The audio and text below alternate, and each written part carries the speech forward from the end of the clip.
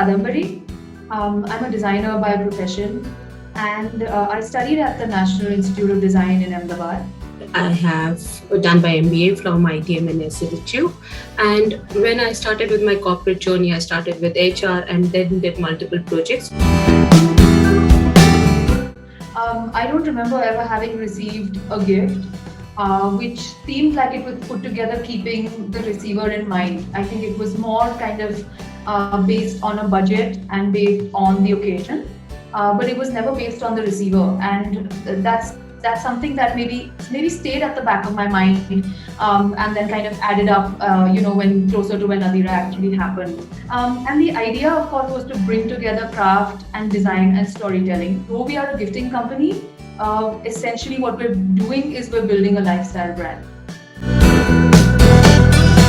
So I look after the design, the curation, and sort of all the storytelling behind the brand. I manage the operations part, how the gift gets delivered, how is the proper pipeline which is coming in, vendors coming on board, the gift getting operated, the whole of the operations life cycle which comes across.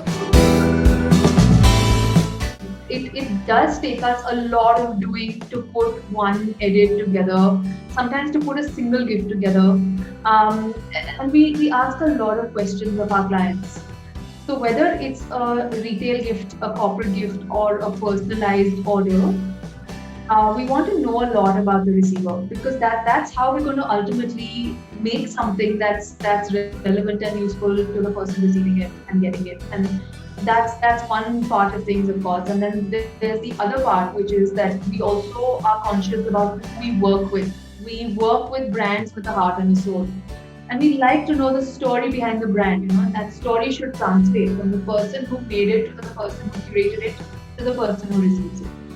Whatever we put in our box and our hampers, we ensure that we have tried them out, right? Anything which goes in that, whether it be a fabric, whether it be a essence, whether it be a smell or a scent or a soap or a candle or a chocolate, everything is tasted and used by us, and then we put it across. So that's a really important test for us, and that's the stage at which we reject a few things and say that's either not Adira in terms of story, or it's not Adira in terms of product.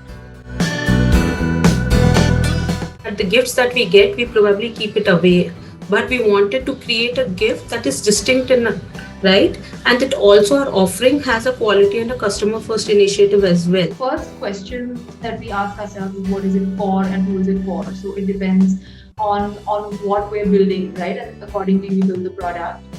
The entire idea of a multi-sensory experience is important, and that comes into play a lot. So the box itself looks a certain way. When you open it, there are certain smells that come through to you, because we do aromatic candles, we do handmade soaps, and then there's often something to eat, there's something to wear, there's something to put on your table. So it's it kind of is a box that you can live with for a while, and it also the things unravel themselves over time. We're very conscious to not put anything into the box that can turn into trash. We ensure that there is zero plastic in our boxes. There is either brown paper, corrugated things that we use, or the wrappings we use like that. And even if there is a kind of bubble wrap or anything, it's all the recycled thing which we use, which we have got from our artisans or people who have used in courier. We try to be as eco-friendly as possible. Adira was conceptualized and born during the pandemic, right? So we are a complete pandemic baby. So I think that did two things. One of the things that it did was that it gave us time to build this out, so to build out a great product, to get our sort of relationships going in terms of the people that we work with, to get our storytelling right, to try out the first few hampers with the first few clients, collect a lot of feedback, and then tweak and better ourselves. So it gave us time to do all of these things. Don't let your vision and mission go. The thought process which you have started it across, lead that and stick to it. So I'm the one who's, thanks to Neha, I'm allowed to be in Lara Land. So I can continue to be there. This is all thanks to Neha, so full credit to her. So she's the one who tells me, yeah, buddy, that's nice, but how are we going to make this happen? How are we going to actually send it, beyond like creating a beautiful picture out of it? That's one thing. And then the other thing is that we do a lot of food as part of our hampers.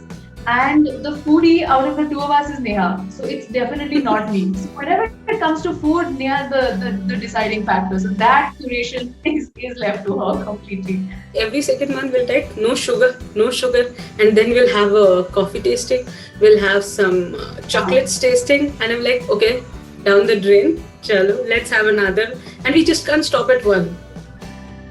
So now we've given up because now festive season is coming.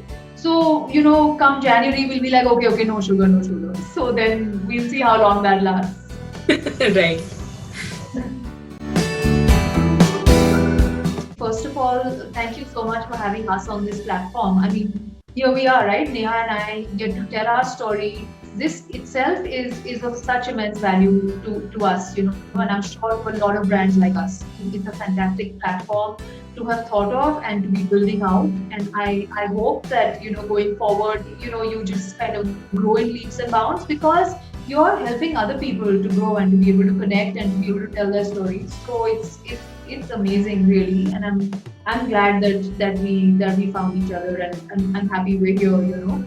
What we are trying, why we resonate and why we really liked all this thing is, we at Adira just not believe in creating a brand. We believe in creating a community. And I think that's the same thought process which you guys have. I think it's a great job you folks are doing, and we're really very proud to be here and be a part of this community.